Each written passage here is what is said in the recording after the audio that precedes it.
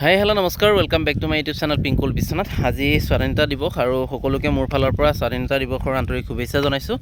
আৰু ঘৰতে এনেই আছিলোঁ, ভাবিলোঁ অকণমান ঘাটৰ পৰা ফুৰি আহোঁ, তো আহি গ'লোঁ ঘাটলৈ। আৰু এই জেগাটো সচৰাচৰ অহা নহয়, ঘাটলৈ আহিলে মন্দিৰৰ ফালে যোৱা হয়। আৰু আজি আহিলোঁ মন্দিৰৰ অপজিট ছাইডে। এইটো জেগাত সচৰাচৰ মানুহ কমেই আহে, দূৰ দূৰণিৰ পৰা অহা ভক্তসকলো সেইটো ছাইডে যোৱা হয়, যিটো মন্দিৰ চন্দিৰ আছে সেইফালে যোৱা হয়। আৰু এইটো হৈছে নতুন গাঁৱৰ ফালে আছে, ৰিভাৰ থানাৰ কাষত। তো এইফালে আহি গ'লোঁ, মাছ মাৰি থকা কথাটো গম পালোঁ। তো বহুতে কালি বোলে বহুত মাছ ইয়াতে উঠিছিলে, কিন্তু আজি আহি দেখিলোঁ মাছ বৰ বেছি উঠা নাই, কিন্তু পৰিৱেশটো ভাল লাগিলে। ভাবিলোঁ ভিডিঅ'ৰ জৰিয়তে ইয়াৰ পৰিৱেশটো দেখাওঁ।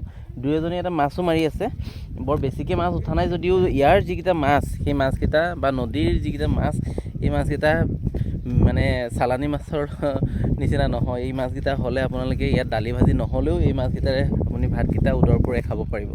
তো ভাবিলোঁ আপোনালোকক ইয়াৰ পৰিৱেশটো দেখাওঁ। এইফালে দুই তিনি জেগাত মাছ মাৰি আছে, এইফালেও এইখন কি জাল মই নাজানো, এইখনো ইয়াতো মাছ মাৰি আছে।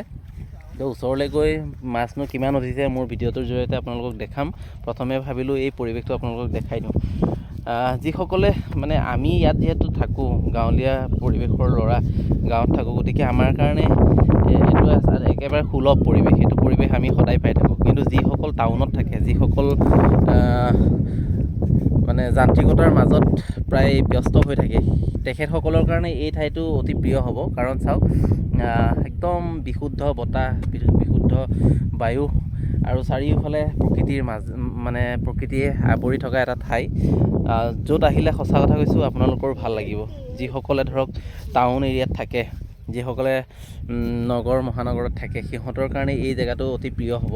আমি যিহেতু আমাৰ কাৰণে আমি সদায় পায়ে থাকোঁ, তথাপিও ভাবিলোঁ আপোনালোকক মোৰ ভিডিঅ'টোৰ জৰিয়তে এই পৰিৱেশটো এবাৰ দেখাই দিওঁ, সেইটো কাৰণে কৰিলোঁ। আৰু এতিয়া মই আপোনালোকক মাছ মাৰি আছে, তো মাছ দেখাবলৈ গৈ আছোঁ। আপোনালোকে চাই থাকক, কিমাননো মাছ পাইছে তাকে বোলো দেখাম আপোনালোকক, চাই থাকিব।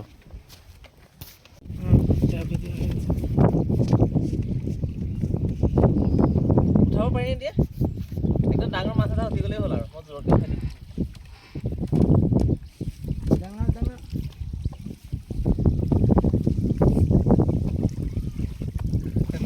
নাই পানী বতাহ মাৰি আছে,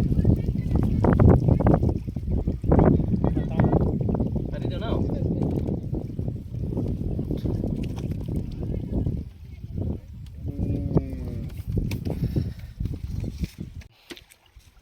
ইয়াতে কিমান মাছ পাইছে প্ৰথমতে চাই লওঁ, মাছ আছেনে নাইবা। মাছ কেইটামান আছে, বেছি নাই মাছ। আৰু এজেগাত আছে, মই দেখাই আছোঁ, আগতো জাল মাৰি আছে, তাতো কি মাছ পাইছেনো আপোনালোকক মোৰ ভিডিঅ'টোৰ জৰিয়তে দেখাম। এইখন এই ধৰম জালখন এই বন্ধুৱে মাৰি আছে। কিমান সময় হ'ল মৰা? 1-1.5 ঘণ্টামান ন। আজি মাছ নাই, কালি বোলে মাছ উঠিছিলে। আগতো গৈ আছোঁ, মই আগত কি মাছ পাইছেনো আপোনালোকক দেখাম।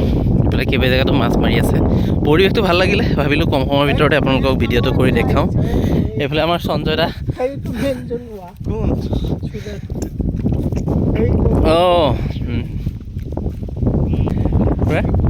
এই এনেই আহিলোঁ অকণমান ফুৰিবৰ কাৰণে। তাৰপাছতে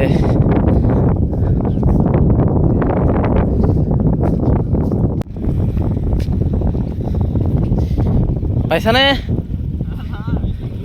দাদাও কেইটামান মাছ পাইছে বাৰু। কিমান সময় হ'ল দাদা? প্ৰায় 1.5 ঘণ্টামান হ'ল মোৰ। 1.5 ঘণ্টামান হ'ল।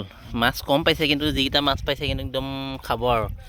এইকেইটা খালে মানে আপুনি হয়তো সুদা ভাতেই খাই দিব পাৰিব, এইকেইটা মাছ ফ্ৰাই কৰিলে, দালি ভাজি নহ'লেও হ'ব। এইটো কি মাছ? এইটো নেৰিয়া মাছ।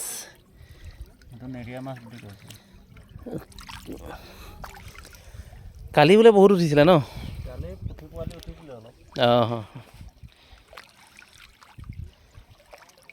এইকেইটা মাছ দাদাই পাইছে বাৰু, আধা কেজিমান হ'ব সম্ভৱ।